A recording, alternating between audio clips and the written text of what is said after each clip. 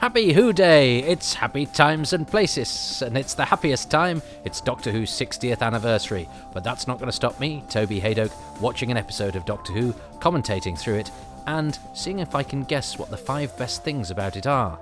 But there's more than one guest today. Hello, Peter Purvis here. I just want to wish all the listeners to the podcast, happy times and places, and to Doctor Who itself, a very happy 60th birthday. I was lucky enough to work with William Hartnell 58 years ago, and I know none of us would have expected to be involved in such a celebration as this year.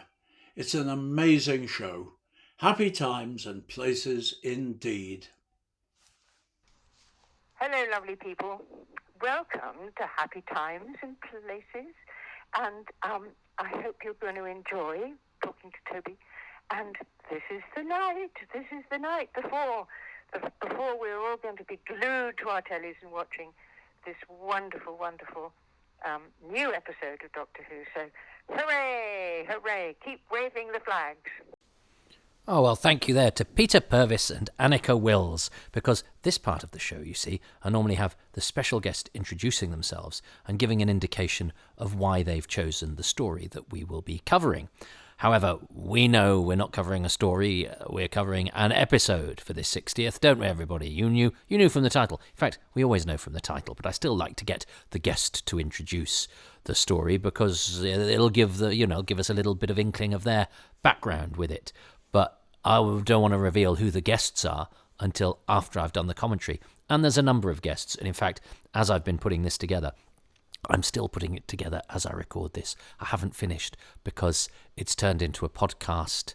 Well, it's not going to be a podcast singular because it's turned into a program that makes Return of the King seem like a Tom and Jerry cartoon. So I've got a number of guests because who to choose to do the first episode? So I threw the signal out to ask lots of illustrious Hoovers and Shakers to choose their 5 favourite things about the very first episode of Doctor Who, which, as I record this, on the 23rd of November, 1963. No, I'm recording this on the 23rd of November, 2023. I'm not using the medium of podcast to announce the invention of time travel. And if I could time travel, I think I'd probably go back to when Fury from the Deep or The Massacre was on first, to be honest, because we don't have those. Anyway, listen.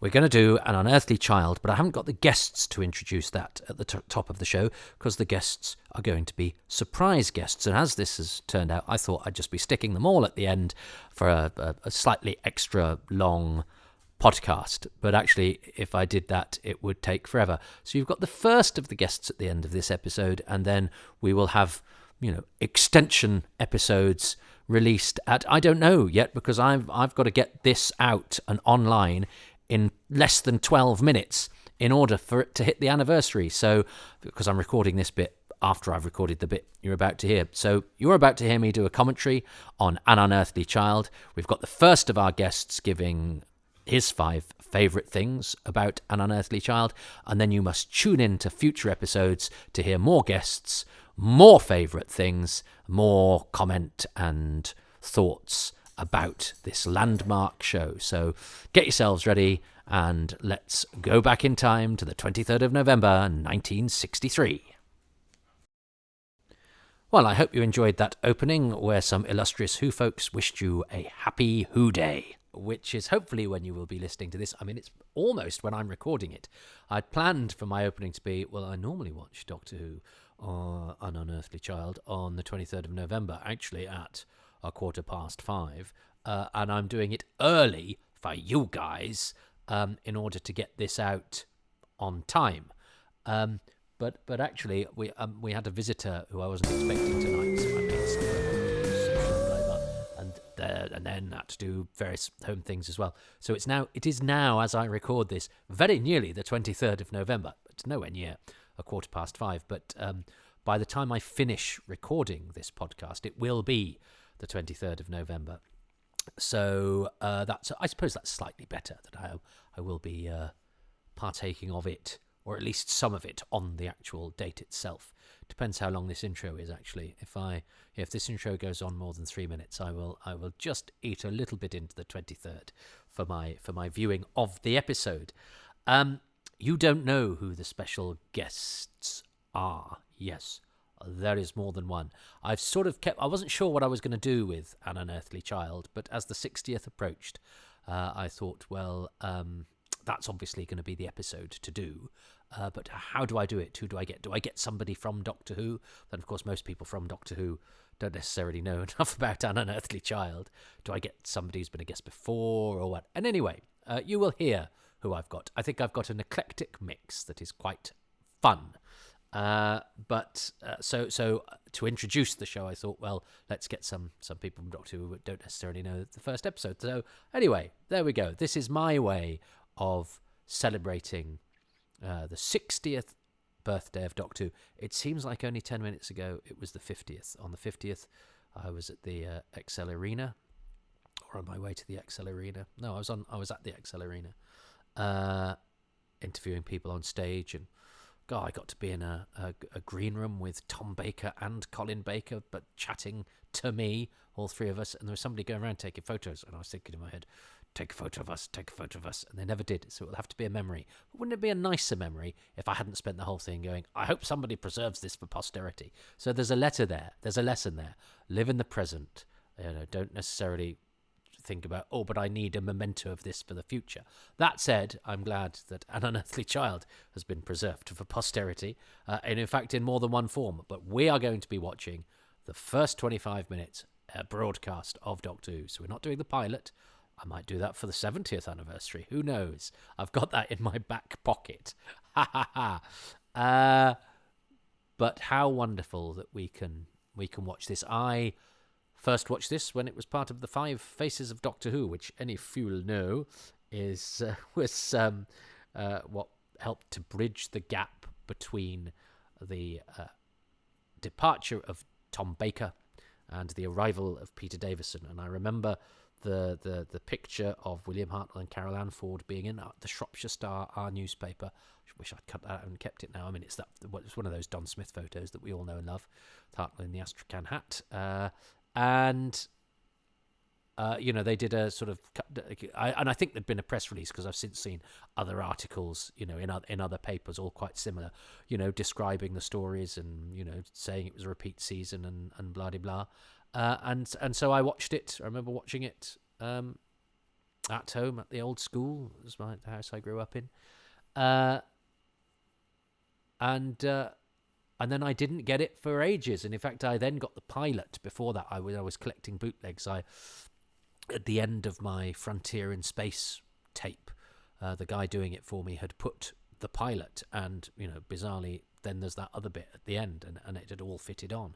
So I'd got both of those bits, which had made me realise I wasn't sure I knew it was the pilot initially, and I was like, oh, that's what that is. I hadn't asked for that, so that was a bonus surprise. So then, for ages, I wasn't that bothered about having An Unearthly Child, because, well, I'd seen it, I'd got the pilot, and I hadn't seen, Monster of Peladon or the Sea Devils or whatever. So I was busy getting ones I hadn't seen, even though I'd seen An Unearthly Child once ages and ages ago. And then I finally got it. I think I got it when B Sky B did that Doctor Who weekend, and a friend of my mum's, Sheila, bless her, without us asking, because I didn't know it was on, just used up all her spare tapes to tape the whole weekend for me. And I then replaced her tapes with new ones. But she just did that. She just put tape in, because she knew that her workmate's son loved Doctor Who and probably wouldn't have this thing. So that's how I got the B Sky B weekend and all of those black and white Hartnells, a lot of which I hadn't actually got. So that was really handy and nice for really beefed up my black and white collection. And she's dead now, bless her. I think I might even still have her original tape somewhere. And but then I've been watching it, obviously, I now watch it, every year. I try to watch it at 5:15. And I obviously have watched it over and over and over again for my Too Much Information podcast, in order to suck the minutiae out of it. And then I haven't seen it since then, and I started that a couple of years ago. So or apart from on the there's been an anniversary since when I've seen it. So it's so familiar, and yet I try to keep it for only sort of special occasions. I have occasionally watched out of this. I remember showing the first episode to a comedian called Tom Stade, who's actually quite well known Canadian comic, who wanted to see the first episode, man. And I think I talked about this during the when I did the 3 Cave People episodes that Jim Sangster chose as his Happy Times and Places, that I ended up watching the whole thing with Tom, and that made me appreciate the Cave People story a bit more, because, you know, usually when I watch the first episode, I tend not to then watch the cave story, you know. I often very much watch this episode in isolation, which is what I'm about to do now. 60 years. Well, it was nearly 60 years. You'll be listening to me talking about it, hopefully, if you listen on the day. You might have better things to do. I'm sure there's lots of better things to do. It's probably way down on your list. But I like the idea that I'm releasing this on the 60th anniversary. And in fact, to non-patrons, patrons will get it a little bit early. The patrons will get it pretty much as soon as it's recorded. Non-patrons will get it. I'm going to see if I can release it at 16 minutes past 5. I'd love to release it 16 minutes past 5 in 20 seconds, but I don't think I can do that. So you can if you want to. I mean, you can't, because if I was really clever, what I'd do is I'd release it so that the commentary started at 16 minutes past 5 and all this nonsense beforehand played in before that. But I'm not going to do that. I'm going to release it at the same time as the episode itself dropped 60 years ago, which is extraordinary. And how lucky are we to have it? And how lucky are we, as we are soon going to discover, that the first episode of Doctor Who is a bit of a doozy. So, without further ado, I have it ready to play, and I am going to press play in 3, 2, 1.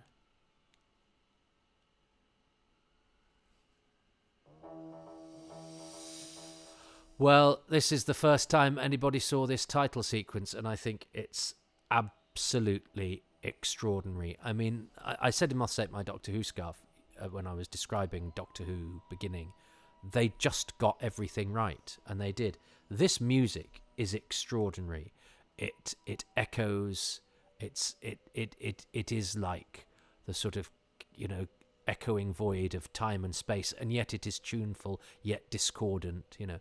And then here we have Reg Cranfield, who I don't know much about, but I know that in the latest Warp magazine, they found out some stuff about him, more than I could find out when I was doing it, when I was doing Too Much Information. And Colin Rockhurst told me he'd found some stuff out, but I don't know yet because I haven't seen the magazine. So they've done a deep dive into the story. I was going to try and do a little bit for them, but I didn't have any luck with what I was looking for, and also I was swamped. So yes, Reg Cranfield, the first actor to ever appear in Doctor Who. He is not the guy who was the policeman in the pilot.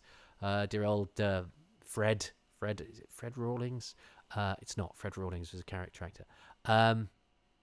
And here we go through the gates, and the music carries on, which I had not realised until I sort of got this again on years later when I was collecting. It's not something I'd remembered from the first broadcast, but there are so many things that happened there that never happen again. You know, the music the music does carry on in some of the Troughtons, actually, the music carries on over the opening action, but it doesn't carry on so that it gets into the it doesn't carry on quite as long as that.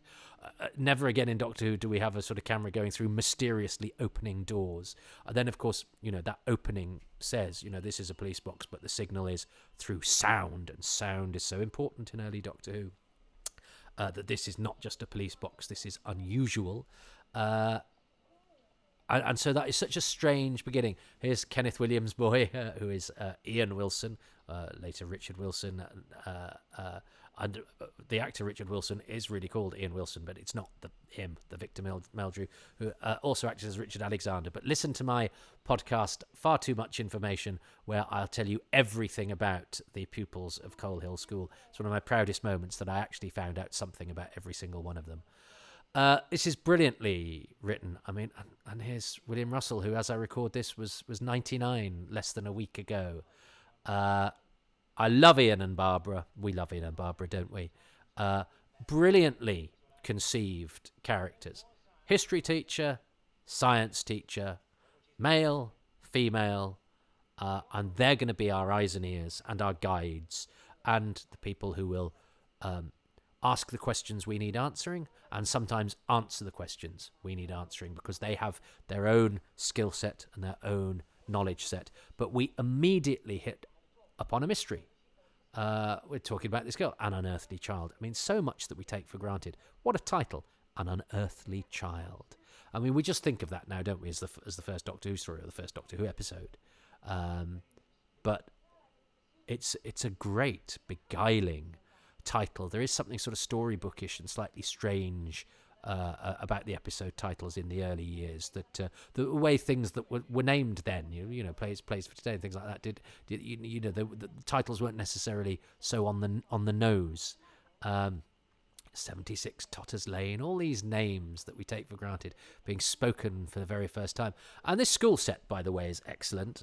Peter Brahatsky only worked on one Doctor Who, this very first episode. And he does such a very, very good job.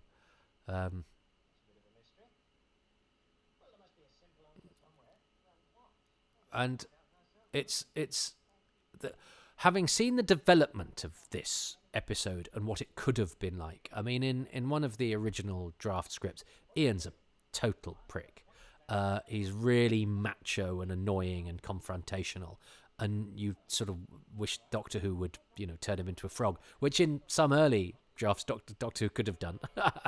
3 Guitars, Mood 2, which again is a wonderful, wonderful piece of music, piece of stock music, and again I've found out quite a lot about the band that played it. But so again, listen to my too much information. I'm not going to repeat all of the stuff, but I do like it. I remember when Dwas released a cassette called Space Adventure, which had a lot of the stock music from early Doctor Who on, and this was perhaps the most palatable piece. It's also played in the opening episode of Z-Cars, don't you know? It's playing at the disco that Brian Blessed is standing outside of. So it's a good one for the start of TV classics. And I love all that stuff about, John Smith being the name of the Honourable Aubrey Waits and all that sort of thing, which, I mean, it means nothing. I remember at the time thinking, is that a real thing? And why did they decide that John Smith would be the stage name of somebody? There's a weird cut there as well. Isn't there? That's not. We're not used to seeing those in 60s Doctor Who because it's usually so continuous. But that's a strange cut.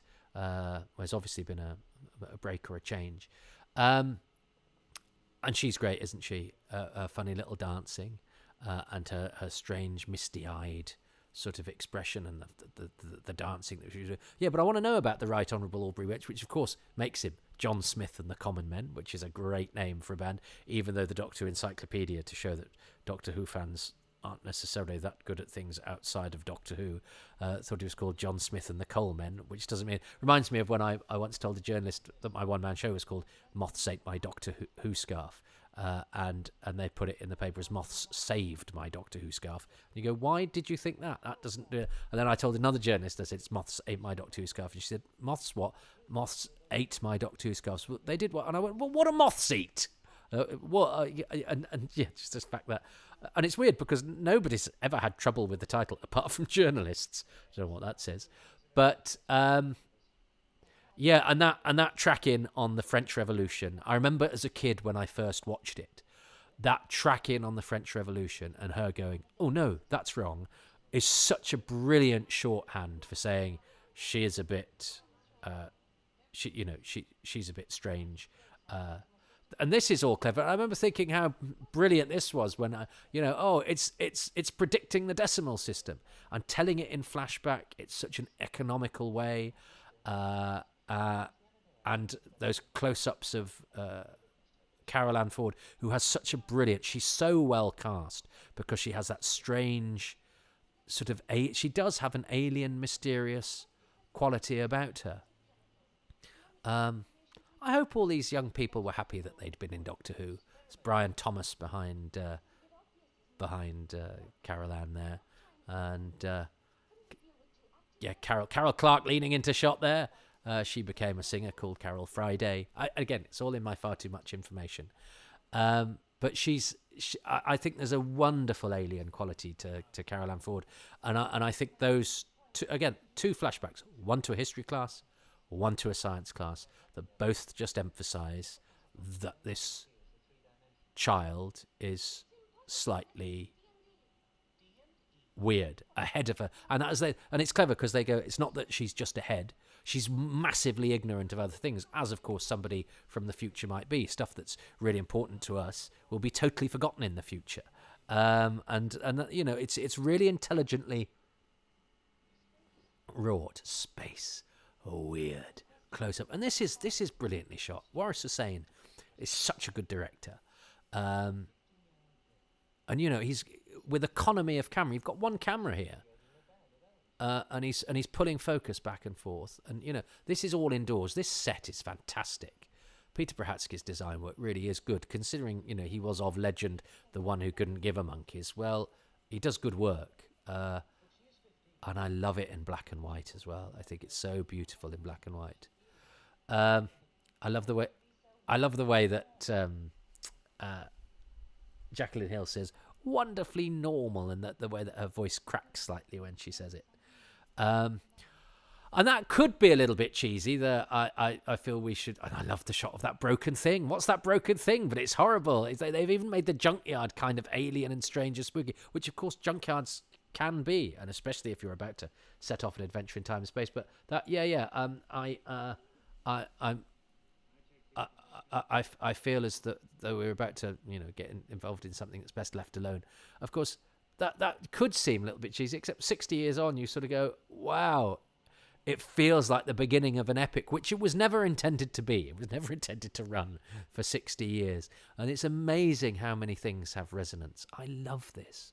I think it's such one. And Norman Kay's music, which is sort of percussive. I feel it's made sounds like it's made out of the bric-a-brac of the junkyard itself, but with a sort of moody, rumbling, undulating menace about it. And this is great because there is you can imagine really hurting your shin in this junkyard because it's dark and because it's full of crap and you don't know what you're looking at. And it's not a massive set, but look, it's got a little bit of nobody actually goes up that extra apart from that bit just to give this a little bit of extra height to that one part of the scene, so it feels like we're in a real place. And these two are great heroes, aren't they? And I love Waris Hussein's moving camera here. It's not always totally fluid, but I think what we gain. And again, this brilliant idea of they've gone. It's a TARDIS. It's a police box, but we have to emphasise that it's not just any old police box. It's got this hum. They feel it. It's alive. They have to, they walk all around. We sort of take the TARDIS for granted now, but it's actually rather an alien thing in this episode. And of course, it's a stroke of genius to go this everyday ramshackle object, which, as we will see at the end of the episode, is at its best when against an alien, juxtaposed against a different background. And here he is. This is the first sight of Doctor Who, and he looks magnificent. Maureen Hennigan is the costume designer, who never again worked on the show. But this Astrakhan hat, the scarf, Hartnell's wig, they all really combine. But he's really slightly detached and mysterious. I love Hartnell's performance in this episode. That sort of ghostly smile and that the eyes darting around, and he has to do that quite difficult thing of talking to himself, going, one of them, not the police then, which is really hard, and again could be a little bit phony, but he does it very well, and you see his broken teeth here as well, and but he's actually quite amiable here, isn't he? He is quite sort of wizardy. He's great. It's such a good performance.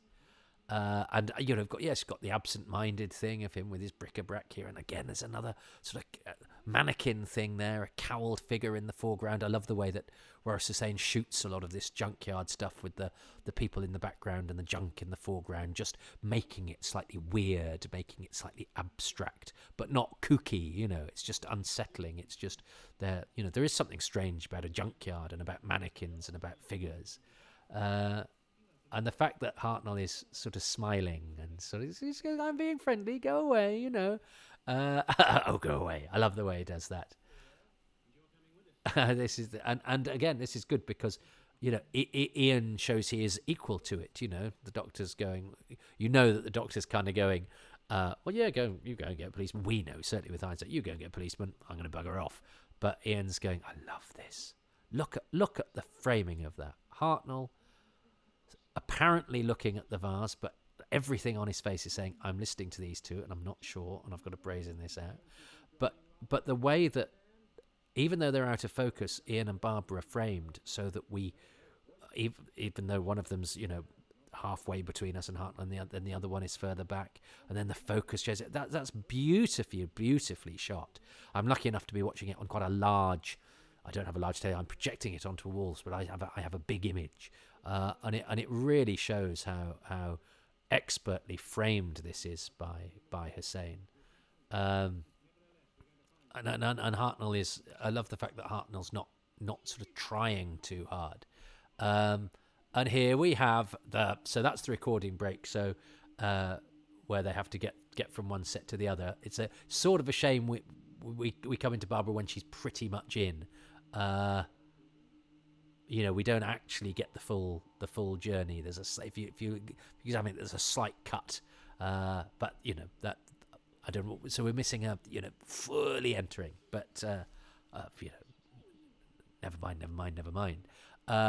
This, I think this is Carol Ann Ford's own top, isn't it? She had a different top in the pilot, and this, I mean, it's. Again, we take the TARDIS sets over granted, but it seems massive, particularly in this episode, doesn't it? It takes up a lot of space, and of course, over the years, takes up different amounts of space depending on how much of the episode is going to be spent in it, and what the particular episode that week requires of studio floor space. But I love that, and I love it when the TARDIS has like a clock and a coat stand and a lectern and other bits and bobs, as you would in a room. You know, it may be the control room, but if this is where they have to sit down and have a cup of coffee and do stuff, I miss in later TARDISes when there's not sort of furniture. You know, I was brought up on the 80s TARDIS, where and Hartnell drops his scarf there, doesn't he? He looks great. But yeah, I love the fact that it's sort of, it's dressed, and you can also see, you know, a bit of the light coming from the ceiling, which is quickly abandoned. But you know, having a set with a ceiling was daring in those days. You know, it was a hard build, that massive thing, which is why they abandoned it, the giant light. And I like the fact that they don't get too carried away or doing any sort of technical stuff about the ship being inside and the outside. Just saying, you know, you could fit a television. Well, it's obviously not a television. They're actually physically in it. But he gives him a sort of abstract example. But that, you wouldn't understand, I think is lovely. I think all of this stuff that they give the Doctor, it really feels like, even though they're a quartet and they're an important and well-balanced quartet, the Doctor gets all of the best lines here. You know, the point is not whether you understand what is going to happen to you, all of that stuff. And Hartnell, I think, does it beautifully. Time and relative dimension in space. And it's and as I say, they don't kind of get too carried away with the explanation. They give just enough. And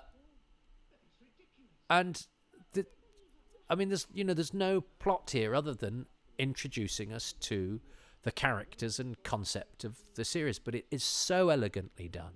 And again, if you look at some of the early drafts, it's much better done than it is in those, and it's got rid of all this horrific backstory about Findu Clare and the Paladin, and it's all guff, and Ian being an arse, and the Doctor having memory wiping cigarettes. This is all of this. Have you ever thought it was like to be wanderers in the fourth dimension, to be exiles? Hartnell does that brilliantly. I love that line. I don't know why, because I have never thought what it's like to be wanderers without friends or protection. That's all you need to know.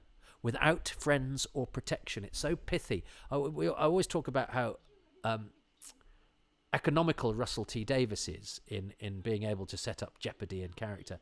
But Susan and I kind of, without friends or protection, doesn't need any of that guff about we are from the planet this with that, or we have done this, or she is the princess of that.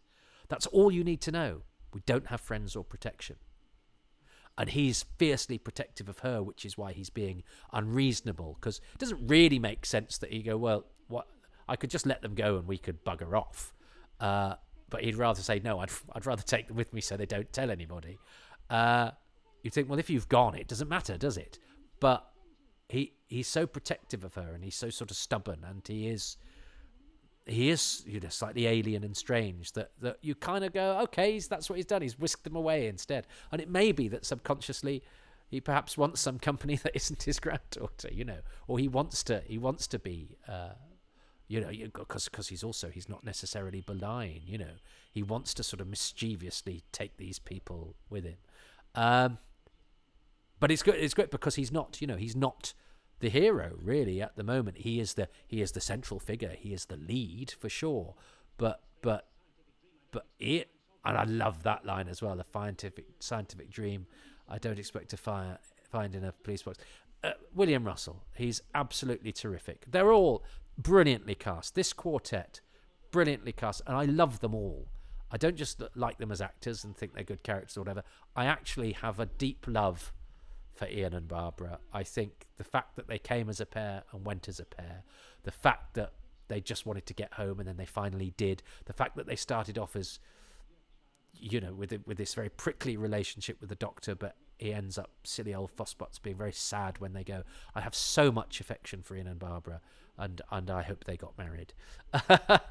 And I've said this before, but there's an elderly couple down the road from us who are called Ian and Barbara, and I did their shopping during the pandemic, and I kind of felt it was that was right, that was meant to be. Even Hartnell's teeth are perfect, those like fangs that he has. Oh yes, of course. That's another reason that he takes them, is that she threatens to leave, of course, which he wouldn't have in a million years. So yeah, actually, I've already talked myself out of the objection of going, why is he taking them? He's taking them because she threatens to leave. So actually, that's the real. And we never again have a TARDIS takeoff that's quite this.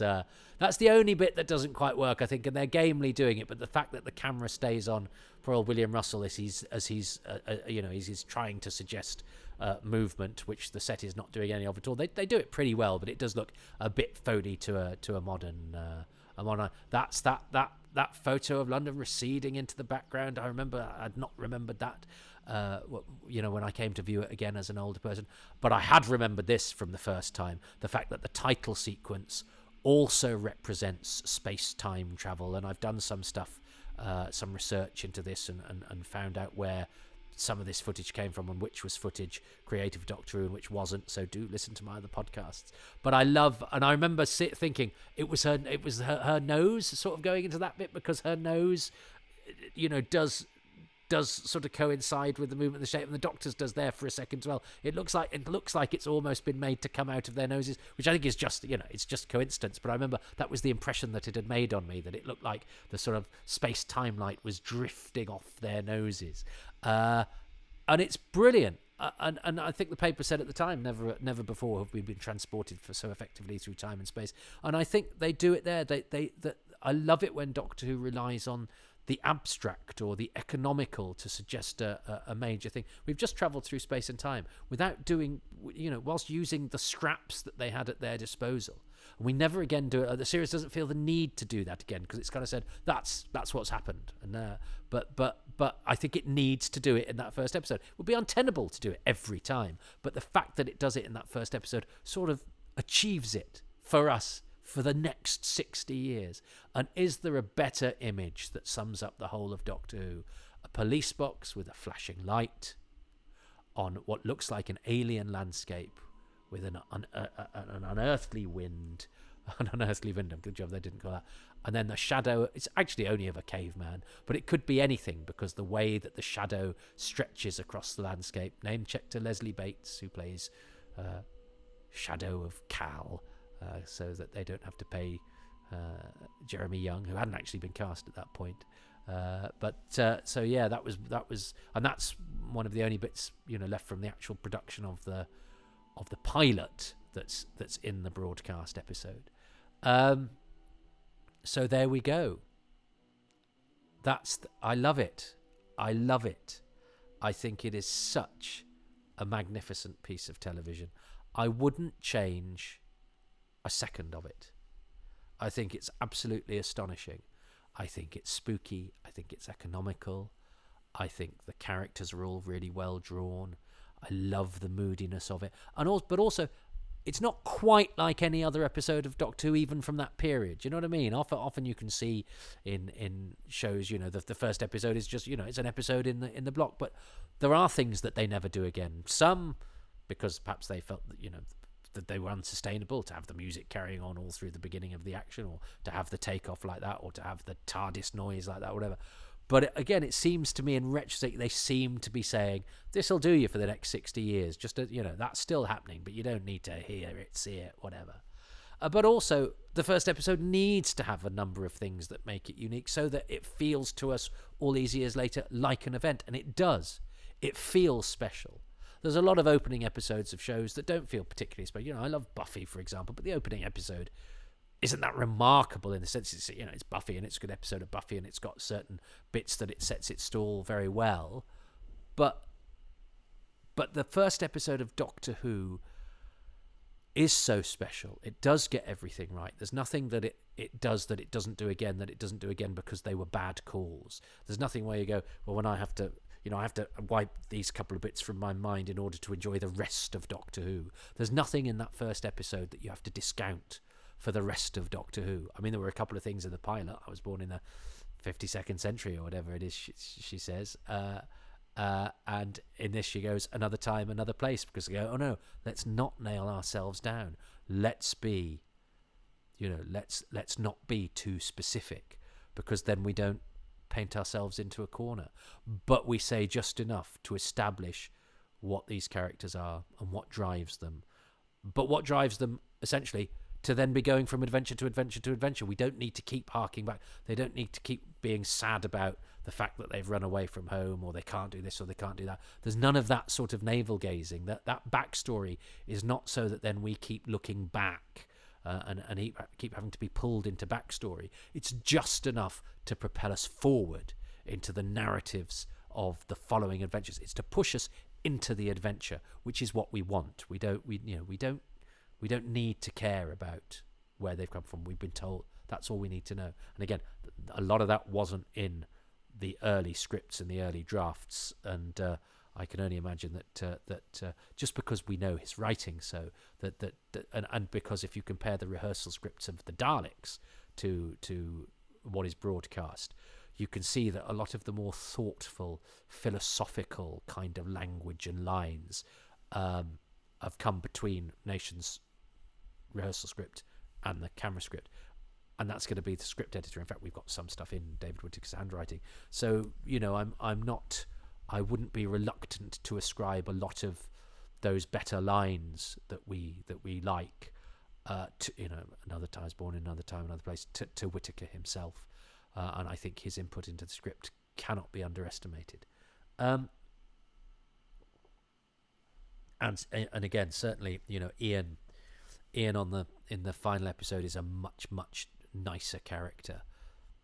Even though there's this prickly antagonism between everybody, there's no sort of macho dickishness, which again there is in some of the earlier versions. So I think they work through it. Even they do the pilot. I think the pilot's great. I think the pilot stands up really, really well. And it's lovely to have as a comparison. And there's a lovely line in the pilot, their footsteps in a time they will be footsteps in a time they shouldn't be in, or something like that, which is a lovely line. And the argument between the Doctor and Susan is really quite strong and well done in the TARDIS. And it's lovely to have that as a difference. But they learnt from all their mistakes. They improved. They wanted to streamline it. They wanted to fix it. They wanted to make it better. And they went through that process of developing those storylines with C. Weber, and then commissioning Coburn scripts, but then working through those and improving those and making him go back and rewrite them. And then the rewrites that I think were done by Whittaker, and I think Waris Hussein did some as well. Or and they'd done that pilot, which they rethought and rejigged and restructured and got better technically, and it produces that. And we say Doctor Who's not as good as it's ever been, and I actually did at one stage say that's what the Cave of Skulls, was the first time people could legitimately say Doctor Who's not as good as it used to be. And there is that review in the stage, isn't there, from I can't remember what her name is. I mentioned it in the Newsnight report I did recently.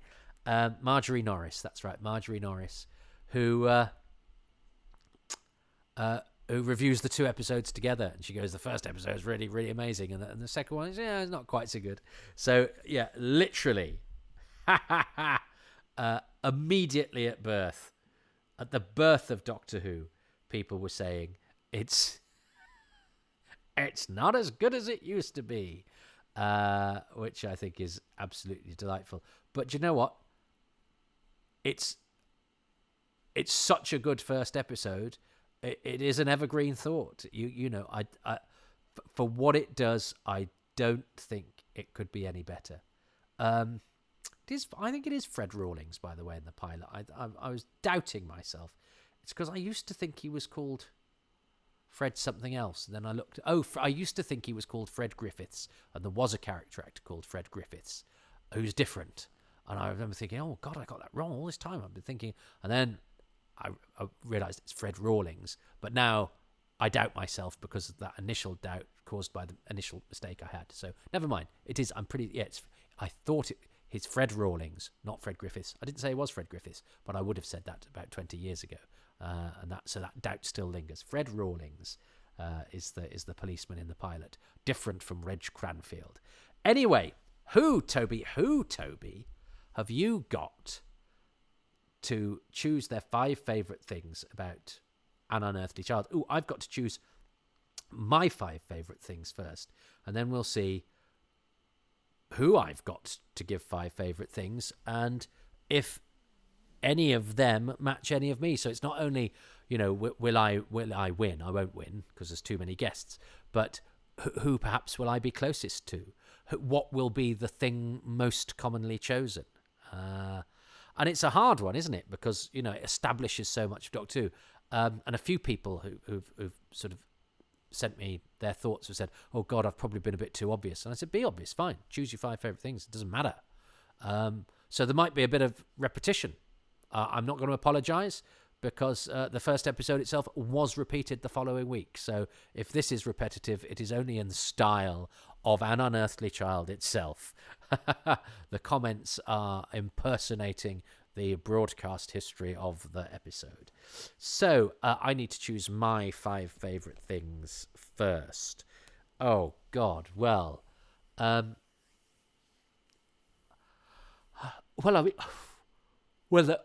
this. Can I say the sound? Or the music is obvious. The titles is obvious. But what do I like? Come on, what do I like? It doesn't matter. What do you? Well, I'll tell you what. I like the opening. I love the way the music carries on. Now, of course, there's never been an episode of Doctor Who before, but we benefit from the fact that it doesn't really do that. Although I remember being weirded out the first time I watched episode 3 of The Underwater Menace, which was my first bootleg episode, and the music carries on into the action. I thought, oh God, did they used to do that in those days? And in fact, they didn't. They did sometimes, but not. It wasn't the house style necessarily. But if you were to watch in order, you might think, oh, they're establishing a house style. That the music carries on. If you watched the first episode and then The Underwater Menace Part 3, at that time, the earliest existing Troughton episode, you go, oh, Yeah, did the music just carry on through the opening action every time? No, it didn't. Is the answer. But nobody had seen the series then, so it wouldn't seem weird that the music carries on. But the fact that the show has lasted for 60 years, and we look back at that episode and go, oh, in the first episode, they let the music carry on all through the opening. So that gives this first episode a weird atmosphere of its own, especially as the music carries on, as a pair of gates open on their own, as if by magic. There's no magic in Doctor Who, and yet it gives it that sort of slightly strange fairy tale quality. It gives it that sense that we're at the start of a program that's going to last for 60 years, even though that's not what it meant at the time, and nobody could possibly have thought that at the time. But it helps us to feel like it was almost written in the stars that it would do that, because it feels like, and again, especially because of what we know has come afterwards, in that Doctor Who doesn't have doors that open on their own. There's usually a scientific explanation, or it's an all-powerful enemy who can make doors open and shut at will or whatever, but that still has a kind of sense within the show. These are magic doors that open to let the camera in, so that we are privy to whatever is within that junkyard that the policeman's just, picked out of the gloom for us with his torch. I am Foreman. Who was that? Oh. And I love the fact that we have names for people that we never see. And the fact that it then, goes into the TARDIS, and the TARDIS is this, natural shape for 1963, albeit not one that you'd find in a junkyard. And then it does that thing of going, oh, yeah, but listen, it's got a really weird sound. And that is the opening of the show. Here's a police box, but it's making a noise that police boxes don't make. And that's enough. And that's enough for it to say to the viewer, this is odd. This is an unusual situation that we've put a different spin on, which is totally Doctor Who. So I love that opening, and I don't like Doctor Who being magic. I don't like the bit in Ambassadors of Death, which is a story I adore, where the Doctor makes the tape disappear and says transmigration of object. I don't want the Doctor to be able to actually do literal magic, if there's such a thing as literal. But I don't want us to believe that the Doctor has magic powers. But I love it when Doctor Who feels slightly magical, and that things like that those doors opening, that they give it that sort of fairy tale like quality that you can see where sort of Stephen Moffat got the feel of the sort of atmosphere he gave his early seasons, actually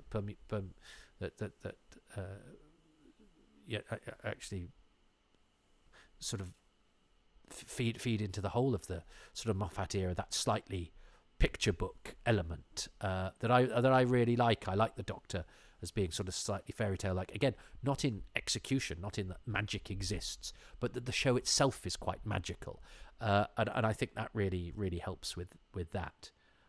So yeah, that opening, which is the synthesis of, and let's not underestimate those opening titles, the music carrying on, even the bell in the background. It's the sound.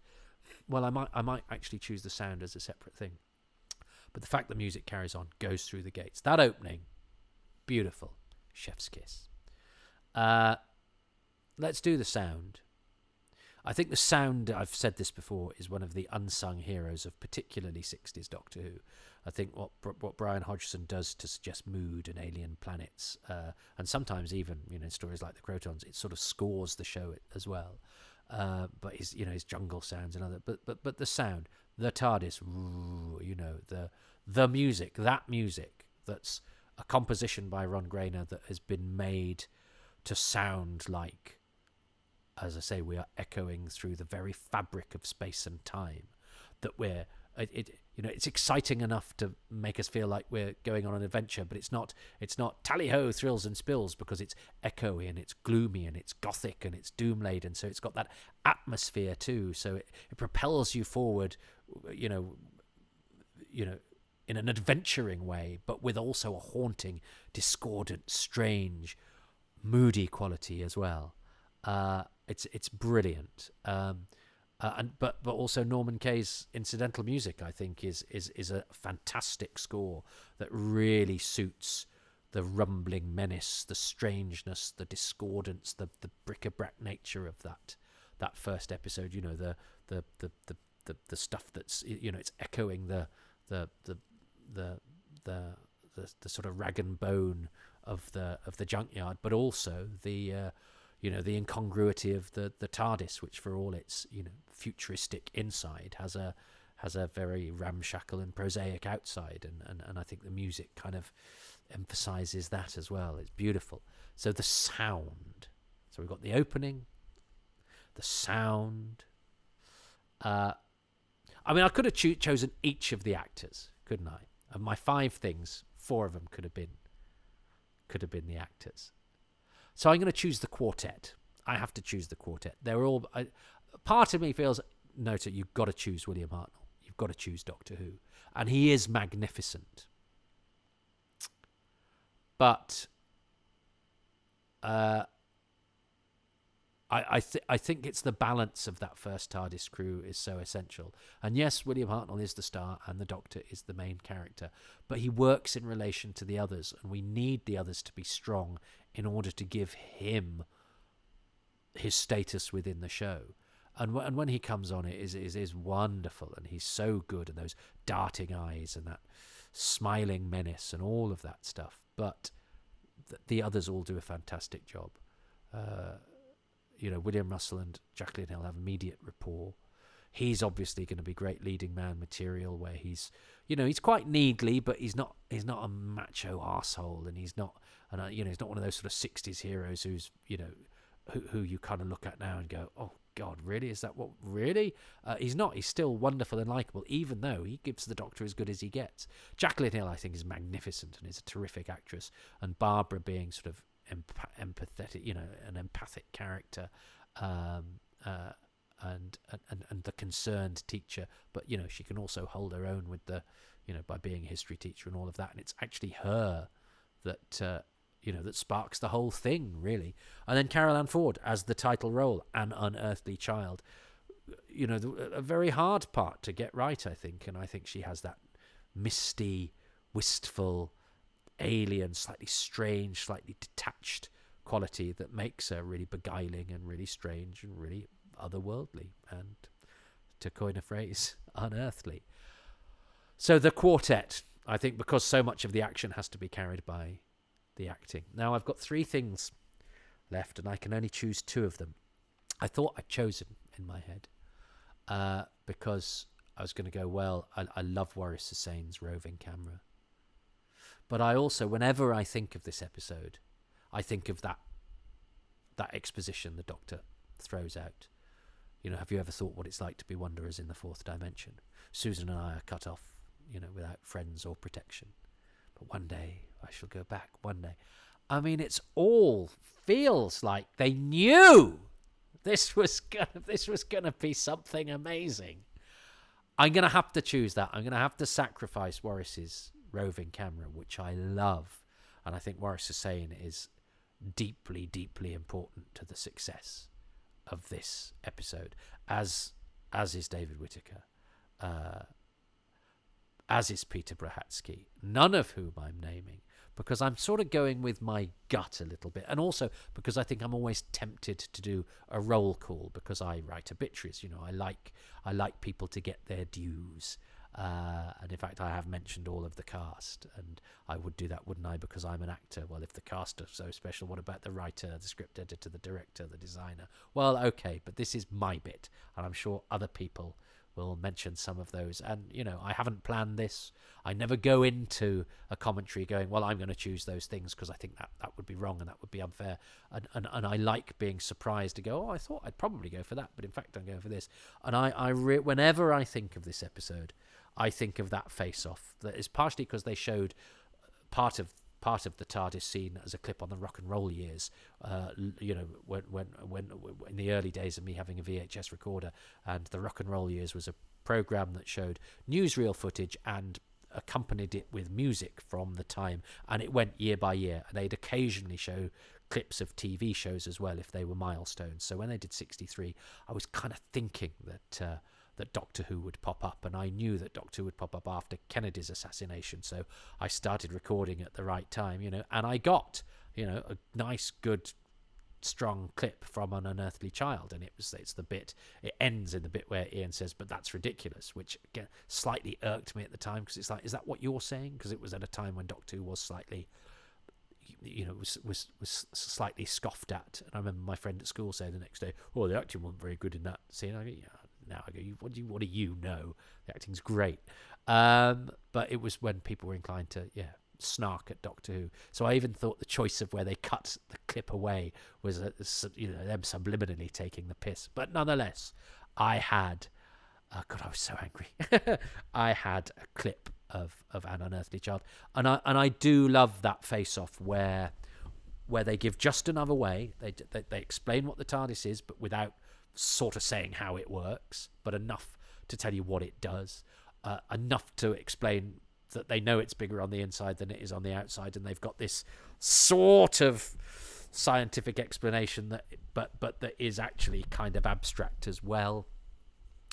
But I also love the economy of the backstory that I explained when we were watching the episode, about how it tells you just enough about the peril that these characters face, the relationships that they have. And I love all those lines that are now the stuff of legend. Have you ever thought what it's like to be wanderers in the fourth dimension? One day I shall, yes, one day. Susan and I love all of that stuff. So that face-off between the Doctor and Susan and Ian and Barbara, where they basically explain the episode in some lovely words, in a really gripping and engaging way, and in a way with enough economy that we then don't really, for the rest of Ian and Barbara's time on the show, really, they never go back and say, "But yeah, where are you from? And what are you running away from?" Because we don't it doesn't matter. And in fact, it's a lesson. We don't need to know it. It's Doctor Who. We don't now. Obviously, as the show's gone on, the need to find out more about the character is, I suppose, important and add to the mythology. But actually, I think it's to the show's credit that in its early days, it's going, you don't need to know because it's not important, because we're running towards adventure. We're not retreating into our own mythology, because that ends up just being noise, really, and being only really resonant to people coming in who get the satisfaction of going, well, I know what that means because I've watched every episode, don't you know? And that is, of course, when the show gets killed, or when it ceases to be what it is as its best, which is family entertainment that is entry level for anybody who happens to be sitting on or behind the sofa on a Saturday tea time. So I love that. I love that face-off between Susan and the Doctor and Ian and Barbara.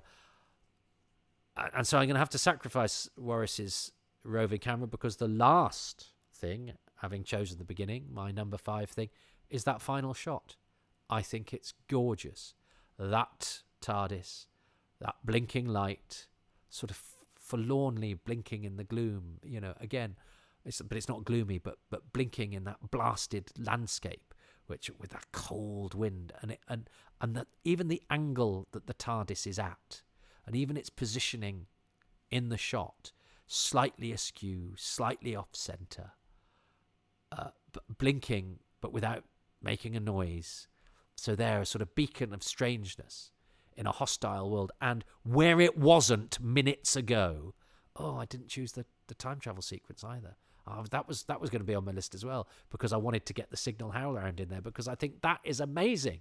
I love the Hartnell title sequence, but I love its use in the time travel sequence. And I think, I'd wanted to mention that, because I think that is such an effective way of travelling us through time. So there's another brilliant thing. There's too many brilliant things. But no, I've chosen that final image, because then the shadow comes in, and as it turns out next week, it's just a man in furs. But it could be anything, because of the way that it is lit, the way that it is filmed, the way that it is positioned, the nature of the set. It means that you have an image that is Doctor Who in a nutshell. Doctor Who in a single frame, if you like. Blasted, alien, strange landscape, also not the one we've just been in. TARDIS, jaunty angle, slightly comical, but not, because its incongruity makes it strange and discordant and dissonant. And Doctor Who, I think, is so much at its best when the ordinary, the everyday, and the recognisable is juxtaposed, is set against, is thrown into contrast with something strange, different, weird. So it's a like but not quite like our world. It's a strange, fractured mirror of our world that we've got just enough of an anchoring to recognise, but is just strange enough to beguile, to make us, fill us full of mystery and anticipation and wonder and a little bit of fear as well. All those things that dance across your heart and through your head to transport you away from whatever it is in the world today that's bothering you or worrying you or upsetting you or scaring you. Safe, containable, but weird, strange, enchanting. And then the shadow coming across it as well. Danger. What? And it sets up the idea that, Doctor Who always ends on a cliffhanger. And of course we know that Doctor Who has a great history of cliffhangers and they're an essential part of the show. And this is the very first cliffhanger of Doctor Who. And I love it for that. I think it's beautiful. I think it's a wonderful shot. I love what it represents. But it is Doctor Who in a single shot. Strangeness, dissonance, oddness, a sliver of charm, but an anticipation of danger ahead. A heart-stopping moment of, what's that? And you aren't going to find out till next week. And it's going to dance in your head and fill you full of all sorts of questions and keep you engaged. Oh, yes. I love that cliffhanger. Yes, please. So, I have the opening and all of its strangeness and weirdness and the fact that it's unlike anything else, and yet it's so perfect for the first episode of Doctor Who. I have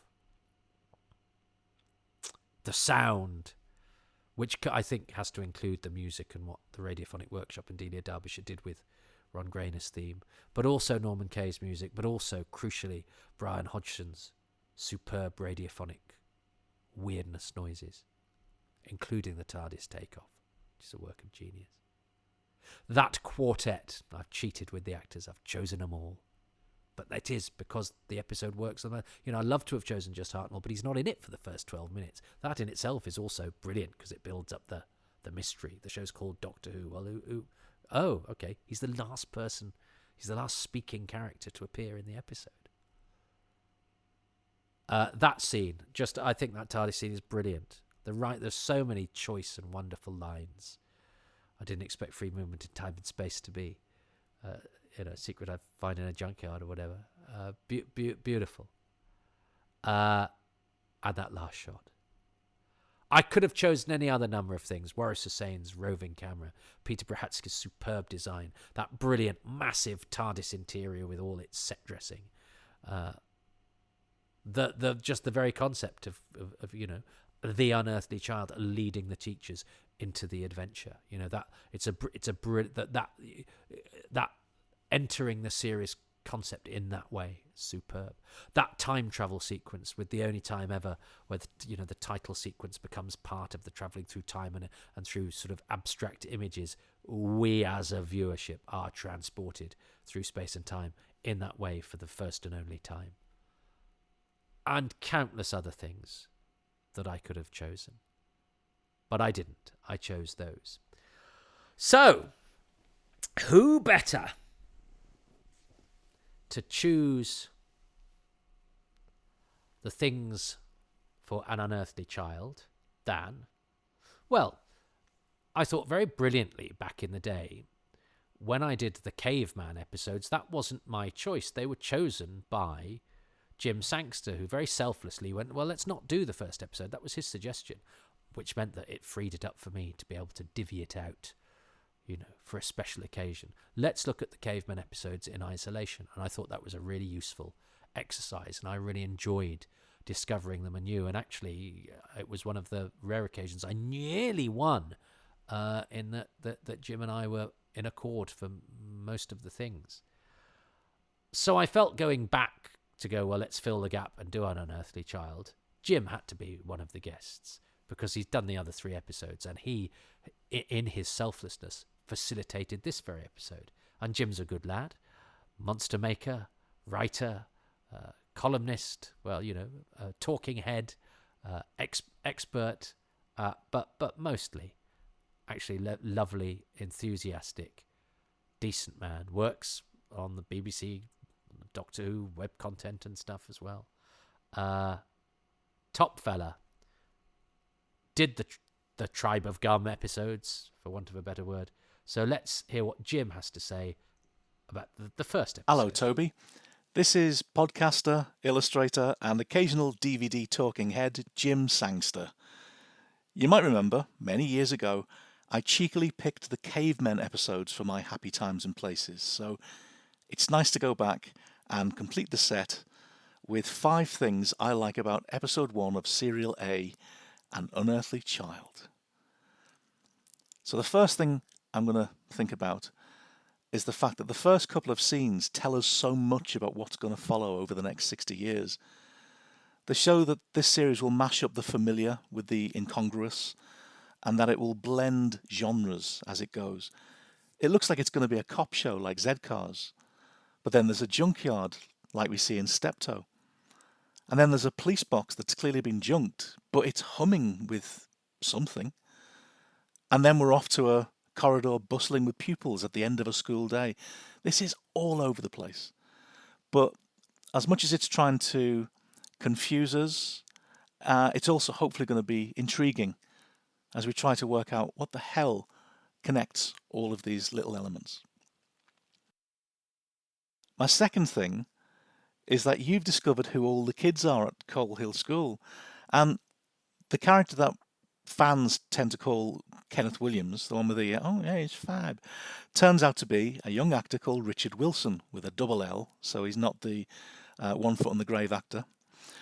But I didn't realise that Richard Wilson is the very same young lad who 3 years later plays another mischievous schoolboy in my favourite film of all time, To Sir With Love, sitting at the back of the classroom in East London with his teacher Sidney Poitier and fellow students Judy Geeson and Lulu, all with a soundtrack by Ron Grainer. So my second thing is Richard Wilson. My third thing is that the first episode is so great they made it twice. Thanks to the existence of the pilot, we get to see some of the different choices they made along the way. And there are some elements that I really love about the pilot, like that one massive roundel at the very end of the set. But obviously the proper transmitted version is better as a production. But it's just fascinating to see 2 slightly different variations of the same episode. The fourth thing is Ian and Barbara. Just as a unit, they're so likeable straight away. But I'm really going to hone in on Barbara because, again, we get an alternative version of Barbara in the movie version of Doctor Who and the Daleks. And she's a bit of a drip. She's a bit weak. And she just strengthens how wonderful Jacqueline Hill is as the original. Barbara is the one leading us towards adventure. She's the one pushing the story along. Basically, the entire series is Barbara's fault. And aren't we grateful for that? The fifth thing is that the episode title is the indefinite article. It's An Unearthly Child. Because, and obviously they didn't know this at the time, Susan won't be the last unearthly child we ever meet in this show. So these are my 5 fabulous things. As you know, I'm a co-producer for the Doctor Who Literature podcast, and we've got lots of exciting editions on the way, including our own milestone, which is when we hit book number 100, The Two Doctors. So do listen into that one, and hope to see you very soon. Bye. Oh, I love Jim. Now it's normal with these. Well, what I normally do is I'll stop after each thing and go, oh yes, well I agree or I disagree or whatever. And I didn't with that because I thought, well, we've got a few guests this time, and if I do that for everyone, and also because I think a few guests will choose the same thing, so I don't want to stop every time someone says William Hart and go, oh yes, I agree or whatever. But actually, each one of Jim's is worth considering. I love the fact that he invoked Z-Cars and Steptoe and other programs because I hadn't really thought of it in that way. But of course it has those echoes. Well, and of course, Ron Grainer did the music for Steptoe. Zedkar's, that first episode, has 3 guitars mood too. But Jim sums up sort of what I said about that last image about taking familiar things and twisting them and making them slightly strange or refracted or abstractions of normality. And Doctor Who, the Yeti on the loo in Tooting Bec, the throwing the everyday into some sort of cosmic turmoil, which is its beauty, but also it means that it is slightly homespun as well, which is again part of its appeal. I don't mean it has poor production values, therefore we patronisingly like it. I don't buy that at all. But it does deliberately root itself in, by having a ramshackle police box as the spaceship. It kind of says, we are deliberately rooting ourselves not in the cheap, but in the charming and again in the incongruous. And I love that. I love the fact that he chose Richard Wilson. We didn't know Richard Wilson was with 2 L's. I got that wrong, I think, in the thing, didn't I? Is that Richard Wilson is called Ian Wilson. Richard Wilson, Victor Meldrew, is really called Ian Wilson, and he had to change his name to Richard Wilson because there was an Ian. Let's not get into that. Anyway, but Richard Wilson, who plays the schoolboy,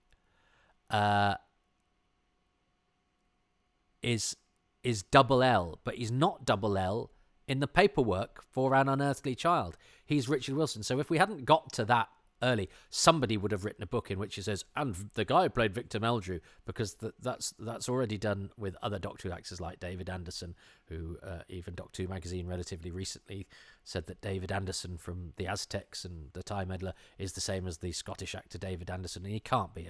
In minutes checking would tell you that. But IMDb is now convinced of that as well. It's not true. But anyway, fortunately, nobody's ever written a book saying that Richard Wilson, Victor Meldrew, was in the first episode of Doctor Who. But when I was researching the school kids, he was one of 2 initially that I couldn't find. And I put that podcast out to, I think I had 75 patrons at that time, because I'm very much a niche market.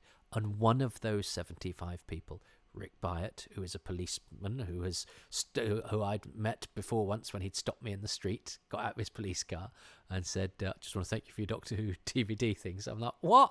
You've made my Christmas. It was just after my last gig before Christmas. He got in touch and said, oh no, the reason you haven't found that Richard Wilson is because it's double L.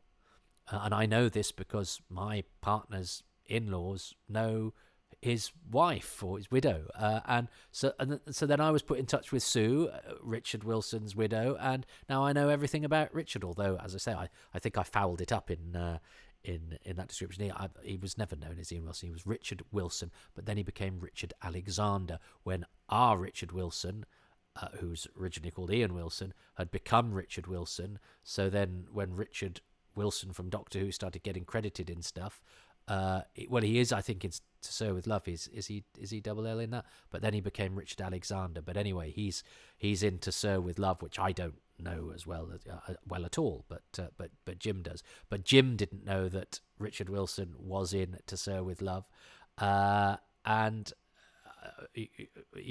playing a schoolboy. Well, he explained it all there. But I love that, and the fact that came actually from this set of podcasts, which I love. I'm slightly pleased that Jim pointed out a thing that speaks across this series of podcasts that was started as a result of the pandemic and is still going and has brought us to this moment. So I love that, if only for vanity. But it's also nice that a guy who has no lines, but who we all know because he's the guy who goes, oh yeah, has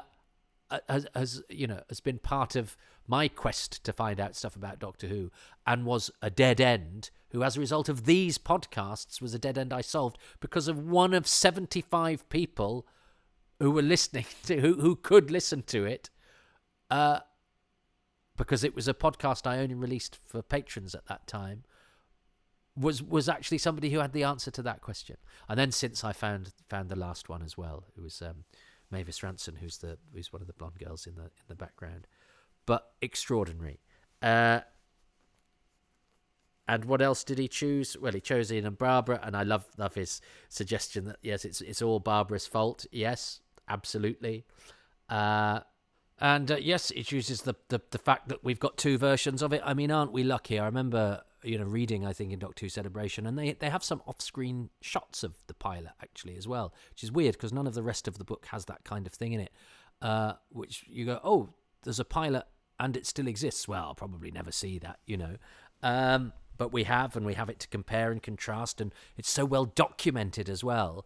And yet there's so much. I mean, even, when I went back to it to take it apart minute by minute for too much information, and like when you can spot that cut here and this bit there, and you can compare and contrast the two, and there's so much. And I never get bored, even though there's actually not that much to look at, not that many people in it, and it's a school, a junkyard, and the TARDIS, and yet there's so much that we can dive into, and that we have those two versions, and those two versions tell us about how the show was developed, and we can actually see. We don't have to guess.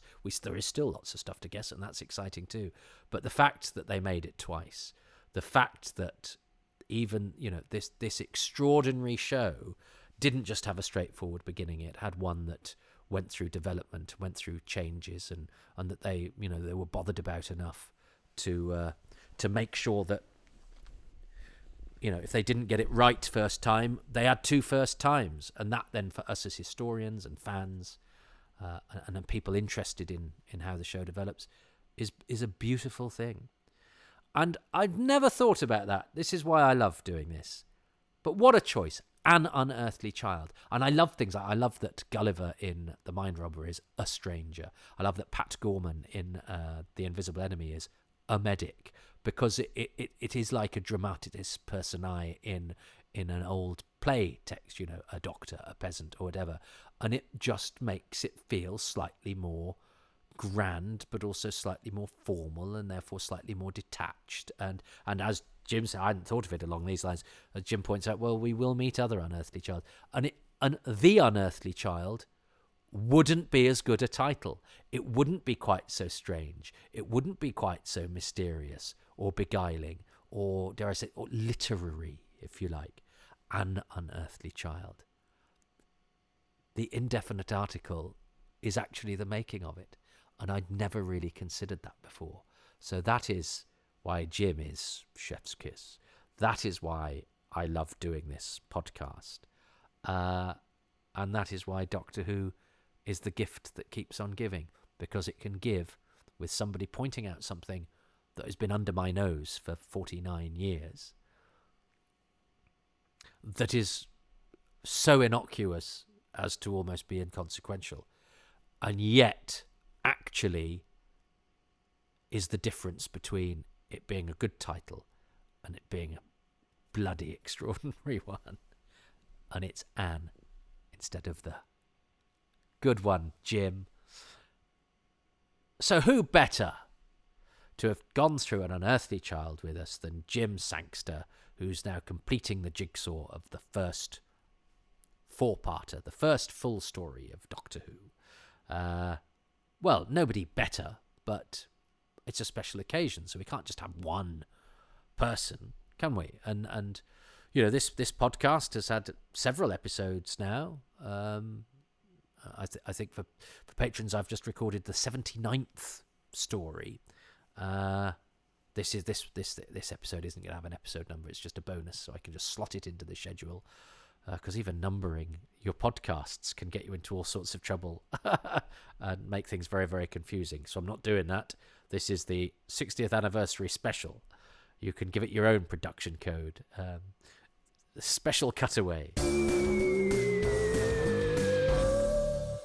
Jim Sangster there, completing the jigsaw that he started a couple of years ago, as he said, when Happy Times and Places was less than half its present size.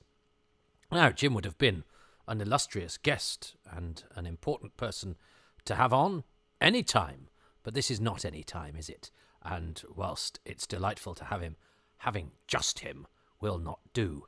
So he wasn't the only person I asked. In fact, I asked so many people who said yes that this particular edition, open brackets, S, close brackets, of Happy Times and Places has the potential to grow beyond the wildest dreams of its creator.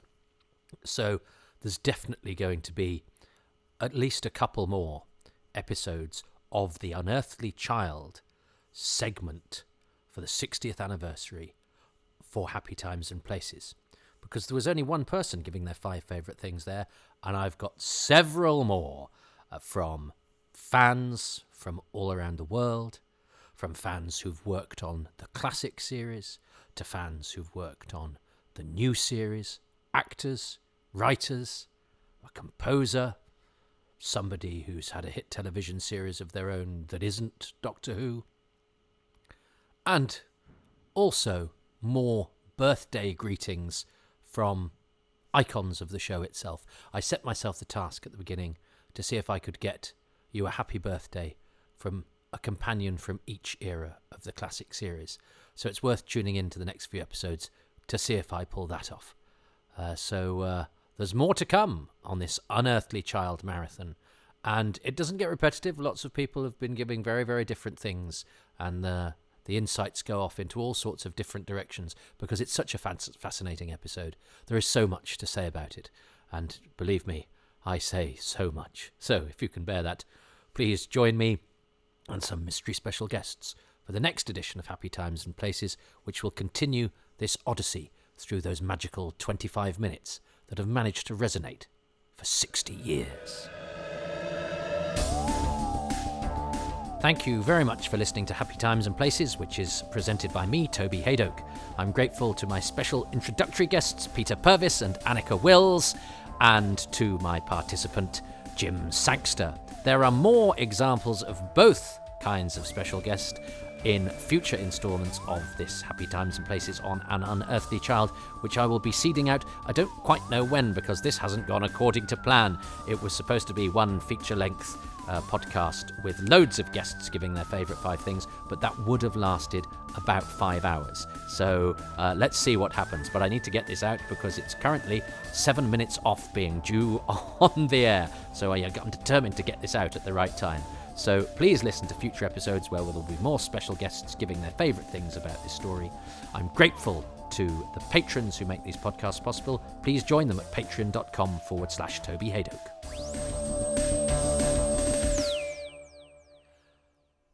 I'd love it if you could support these podcasts by liking and subscribing in all the usual places. The usual places are places like iTunes, Podbean and Spotify.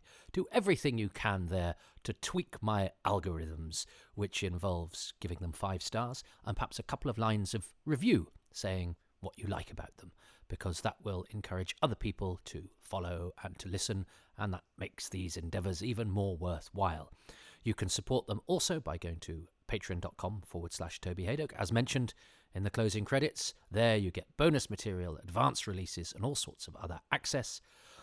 But if you don't want to commit to a monthly thing, which Patreon is, that, by the way, starts from as little as £3 a month, and you get a 10% discount if you sign up for a whole year.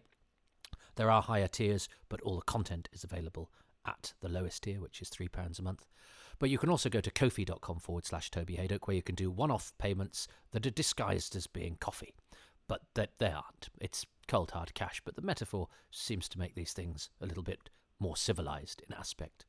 And you can follow me on social media at Toby Haydock on Twitter, at Toby.Haydock on Instagram, at Haydock Podcasts on Twitter is where all news of these podcasts is, and I have a page on Facebook as well. But I think we've rambled long enough. Happy Who Day. Thanks for your support. Thanks for listening. Please spread the word. And I'm not going to do any more post-credit stuff because, frankly, this is already entering the Return of the King Special Edition 900 ending zone. And we don't want a repeat of that.